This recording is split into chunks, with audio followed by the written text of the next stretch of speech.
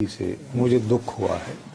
یہ بات سمجھنا کہ میں شہرداری کی وجہ سے علیمہ خان صاحبہ کی مجھے میاں اظہر صاحب جو ہیں وہ بھی آج اڈیالہ جیل کے باہر گئے تھے. آپ دیکھو میرے نقطہ نظر سے ان کی عمر کم از کم 83-84 ضرور ہونی چاہیے. وہ لاہور شہر کی جو آرائی برادری ہے اور جو بہت کثیر تعداد میں ہے اس کے بہت معزز، یعنی کہ وہ نہیں، وہ جو پیٹریارک کو بزرگان میں سے، جیسے ہمارے پشتون معاشرے میں مشران کہتے ہیں کہ بزرگ، ان میں شامل.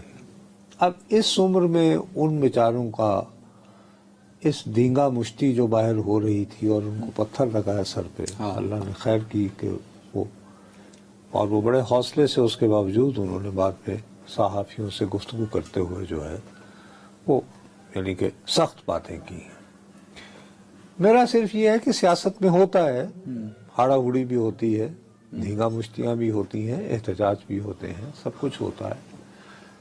لیکن کچھ لوگ عمر کے اس حصے میں پہنچ جاتے ہیں اور ان کا رتبہ اور مقام سماجی اعتبار سے ایسا ہوتا ہے کہ آپ کو ان کو سپیس دینی ہوتی ہے. اور ایسے ہی لوگ جو ہیں، کیونکہ آپ مستقل جو ہے ٹینشن کی فضا میں نہیں رہ سکتے ہوتے اپنے مخالفین کے ساتھ. یا تو یہ ہو کہ آپ نہیں یا مخالف نہیں، اور اگر یہ ایسا نہیں ہونا تو کسی نہ کسی دن آپ کو کسی نہ کسی نوعیت کا کوئی پیچ اپ، کوئی درمیانی راہ نکالنی ہے. ٹھیک ہے. تو میاں اظہر جیسے افراد جو ہیں، جو بزرگ بھی ہیں، جو اثر و رسوخ رکھتے ہیں، اثر و رسوخ سمجھ بوجھ رکھتے ہیں، اللہ آپ کا بھلا کرے، وہ راستہ نکال سکتے ہیں.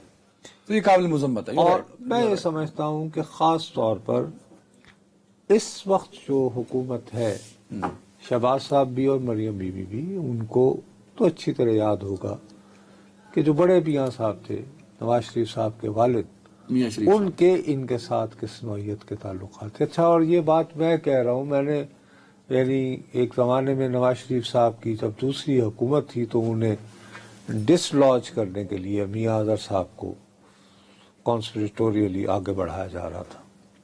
تو میں نے سب سے پہلے اس کانسپریسی کی بھنک دیکھ کر، حالانکہ میری کوئی ہمدردی نہیں تھی نواز حکومت کے ساتھ، لیکن محض ایک رپورٹر کے طور پر میں نے وہ چسکا فروشی شروع کر دی.